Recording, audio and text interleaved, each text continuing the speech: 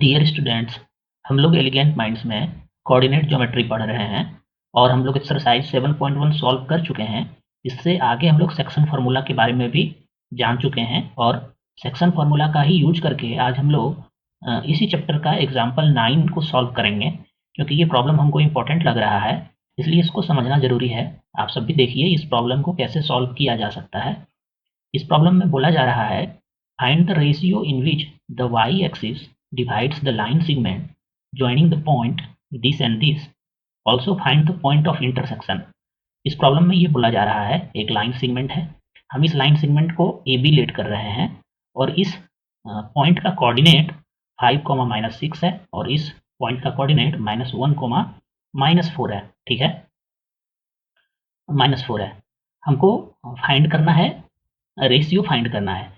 यहाँ पे अगर ये इंटरसेक्शन को पॉइंट ओ कंसीडर करते हैं हम लोग, तो हमको ए ओ अपॉन ओ भी फाइंड करना है, या सेक्शन फार्मूला के टर्म में अगर हम बोलें और इसको M1 ले लें हम और इसको M2 ले लें, तो हम लोगों को ये M1 अपॉन M2 फाइंड करना है। ठीक है, M1 अपॉन M2 मतलब वाई एक्सिस इस लाइन सेगमेंट ए बी को किस रेशियो में डिवाइड कर रहा है, ये हमसे पूछा जा रहा है। ठीक है, इसके अलावा हमको जो ये पॉइंट ऑफ इंटरसेक्शन है जिसको कि ओ लेट किए हैं हम, इसका कोऑर्डिनेट भी हमसे पूछा जा रहा है। ठीक है, कैसे इसको हम लोग फाइंड कर सकते हैं?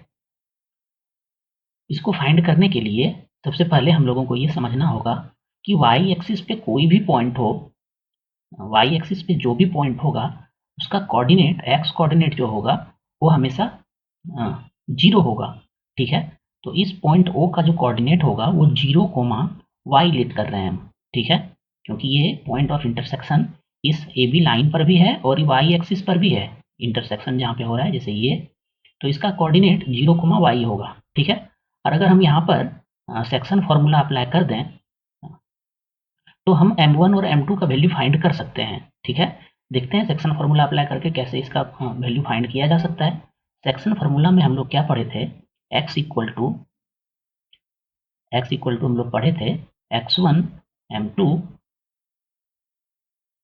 Plus x2 M1 upon M1 plus M2। यही सेक्शन फार्मूला था हमारा। इस फार्मूला का यूज करके हम लोग M1 और M2 में रिलेशन फाइंड करेंगे और ultimately M1 upon M2 find करेंगे, क्योंकि यही रेशियो हमसे पूछा जा रहा है। यहाँ पे x का वैल्यू क्या हो जाएगा, क्योंकि x का वो पॉइंट का x कोऑर्डिनेट 0 है, तो x के प्लेस पे हम 0 सब्सटीट्यूट करेंगे। अगर यहाँ पर 0 सब्सटीट्यूट करते हैं और जो भी हमारे पास वैल्यूज़ है उसको सब्सटीट्यूट करते हैं इस फार्मूला में, x1 हमारा 5 हो जाएगा यहाँ पे, और M2 क्या हो जाएगा, M2 हमको पता नहीं है, तो M2 के प्लेस पे M2 ही लिखते हैं हम, और x2 हमारा -1 हो जाएगा। ठीक है, और M1 हमको पता नहीं है, तो M1 के प्लेस पे M1 ही हम रख रहे हैं, और M1 प्लस M2 जो नीचे में है वही हम जैसा था वैसा ही रख रहे हैं। ठीक है, अब देखते हैं इसको सॉल्व करके क्या मिलता है हमको। इसका अगर नेक्स्ट स्टेप यहाँ पे लिखें तो M1 प्लस M2 जब लेफ्ट हैंड साइड आएगा तो ये 0 से मल्टीप्लाई हो जाएगा और 0 हो जाएगा। ठीक है, और इधर जो हमको मिलेगा 5M2 माइनस M1 मिल रहा है। ठीक है, यही मिल रहा है। इसको और अगर हम सिंप्लीफाई करें तो हमको मिलेगा M1 इक्वल टू 5M2। ठीक है, और हमको M1 अपॉन M2 चाहिए फाइनली, तो M1 अपॉन M2 जो हमको मिल रहा है वो मिल रहा है 5/1। ठीक है, मतलब वाई एक्सिस इस लाइन सेगमेंट को 5:1 रेशियो में डिवाइड कर रहा है। ये फर्स्ट पार्ट हम लोग सॉल्व कर चुके हैं। ठीक है, अब सेकेंड पार्ट क्या बोला गया है कि इस पॉइंट ओ का कोऑर्डिनेट भी हमको पता करना है, क्योंकि यही पॉइंट ऑफ इंटरसेक्शन है। इसका एक्स कोऑर्डिनेट तो 0 होगा क्योंकि ये वाई एक्सिस पे है, लेकिन इसका वाई कोऑर्डिनेट हम लोग कैसे पता कर सकते हैं? इसको पता करने के लिए हम लोग नेक्स्ट पेज में आते हैं, और ये हमको 0, मिला था। इसको फिर से राइट डाउन कर लेते हैं हम। 0, इसको लेट किए थे ना हम लोग। ठीक है, और हमको रेशियो जो मिला है ये 5 मिला है और ये 1 मिला है। अगर यहाँ पे फिर से दोबारा हम सेक्शन फॉर्मूला अप्लाई कर दें y के लिए, तो y इक्वल टू क्या हो जाएगा, y1 M2 plus y2 M1 upon M1 plus M2। ठीक है, सेक्शन फार्मूला ही अप्लाई किए हैं यहाँ पे हम, और y का वैल्यू हमको चाहिए, तभी इस पॉइंट O का कोऑर्डिनेट पता कर सकते हैं। और प्रीवियस पेज में हम इसका रेशियो पता कर लिए थे जो कि 5:1 आया था। ठीक है, तो देखते हैं क्या आता है y का वैल्यू यहाँ पे। y1 क्या हो जाएगा हमारा -6 हो जाएगा। ठीक है, और m2 क्या हो जाएगा, -6 इंटू M2 1 है तो इंटू 1 होगा ये, प्लस y2 क्या होगा, -4 होगा, ये -4 है तो -4 इंटू M1 मतलब -4 इंटू M1 मतलब 5 अपॉन M1 प्लस M2, और M1 कितना है 5 है हमारा, और M2 कितना है 1 है। ठीक है, अगर आपको ये फॉर्मूला याद रखने में दिक्कत होता है तो आप सिंप्लिसिटी के लिए इस तरह से याद रख सकते हैं, जैसे इस पॉइंट ऑफ इंटरसेक्शन का जो x कोऑर्डिनेट होगा वो x coordinate of point this A into ये जो रेशियो है इसके साथ मल्टीप्लाई होगा, plus x coordinate of B multiplied with ratio of this portion divided by M1 plus M2, इस तरह से याद रख सकते हैं। इसी को अगर हम सॉल्व करें तो देखते हैं हमको क्या मिलता है। इसको अगर सॉल्व करेंगे तो -1 इंटू -6 इंटू 1 -6 मिल गया हमको यहाँ पे, और ये -20 मिल गया। ठीक है, और डिनोमिनेटर में हमको मिल रहा है M1 प्लस M2 5 प्लस 1 6 मिल रहा है, मतलब फाइनली हमको ये -26 अपॉन 6 मिल रहा है। इसको और हम रिड्यूस कर दें तो ये मिलेगा हमको -13 अपॉन 3। ठीक है, और इस पॉइंट O का कोऑर्डिनेट क्या हो जाएगा, क्योंकि ये y एक्सिस पे था तो इसका x कोऑर्डिनेट तो 0 होगा ही, प्लस y कोऑर्डिनेट जो हम अभी फाइंड किए हैं यही होगा -13 अपॉन 3। ये प्रॉब्लम इंटरेस्टिंग था जिसको कि हम लोग इस प्रकार से सॉल्व कर लिए।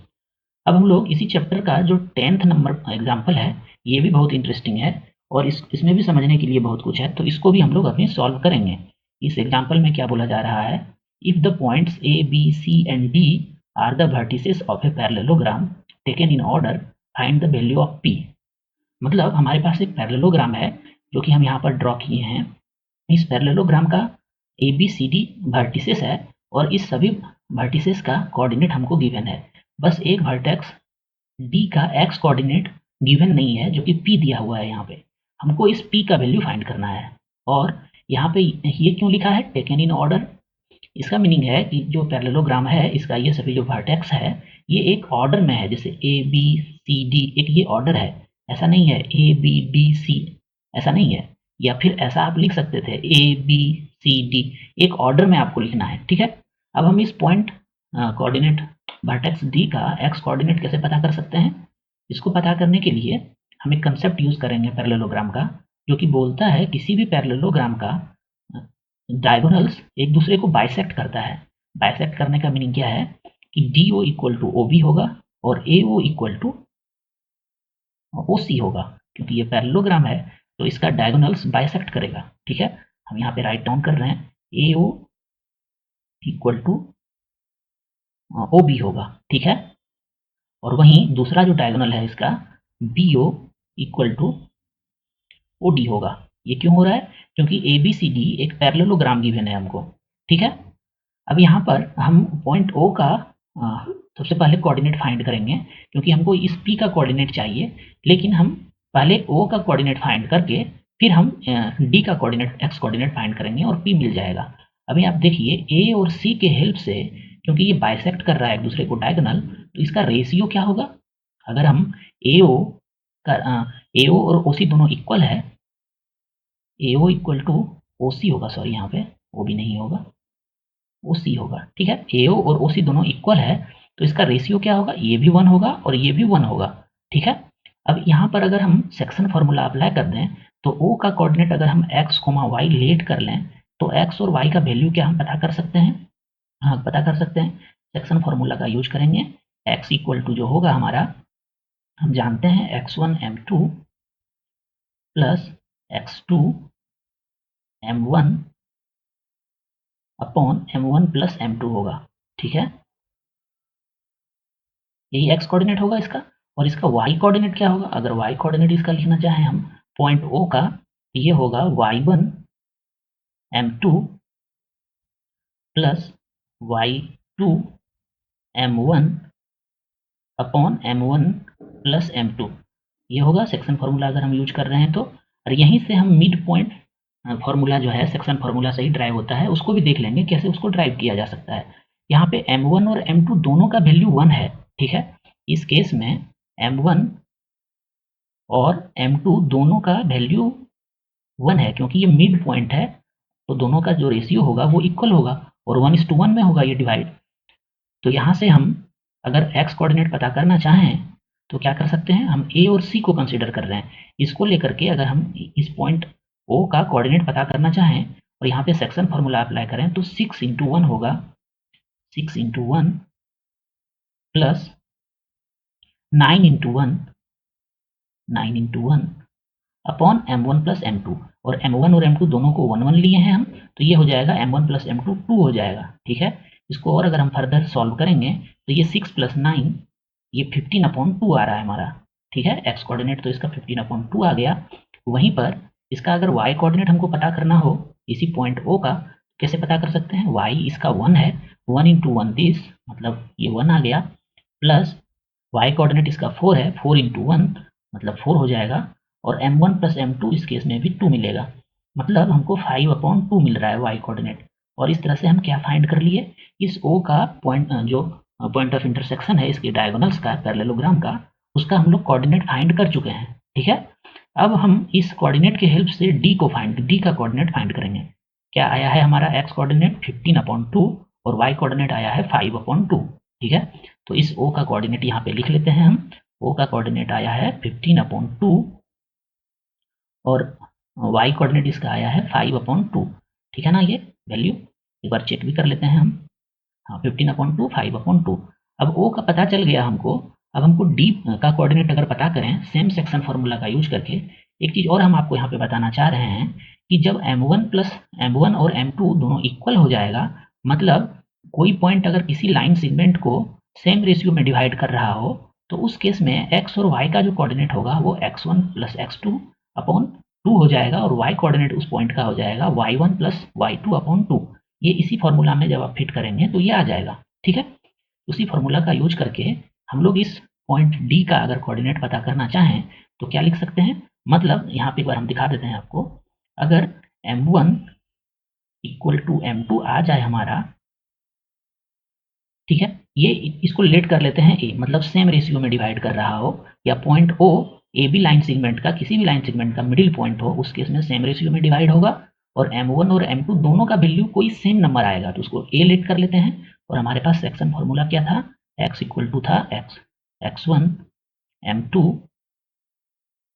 Plus x2 m1/m1 plus m2, ठीक है। अब इसको हम देखते हैं ये कंडीशन अप्लाई करके क्या मिल रहा है। तो x1 तो हमारा रहेगा ही, m2 के प्लेस पे a लिख सकते हैं हम, और x2 भी रहेगा हमारा, और m1 के प्लेस पर भी हम a लिख सकते हैं, ठीक है। और m1 + m2 को a + a लिख सकते हैं क्योंकि दोनों सेम है, ठीक है। इसको और अगर हम रिड्यूस करेंगे तो a इस दोनों टर्म से कॉमन ले सकते हैं, तो हमारे पास आ जाएगा x1 + x2/2a, और ये a और ये a कैंसिल हो जाएगा। फाइनली जो हमको मिलेगा वो मिलेगा x1 + x2/2, ठीक है। और ये कब होगा, जब सेम रेशियो में डिवाइड हो रहा हो, ठीक है। उसी तरह अगर y कोऑर्डिनेट हम सेम रेशियो में डिवाइड हो रहा हो, तो y कोऑर्डिनेट हमको अगर पॉइंट का पता करना हो तो y1 + y2 हो जाएगा अपॉन 2 हो जाएगा। आप इसी तरह से इसको रिड्यूस करके देख सकते हैं, ठीक है। इसी कंसेप्ट का यूज करके हम क्या करने वाले हैं, यहाँ पे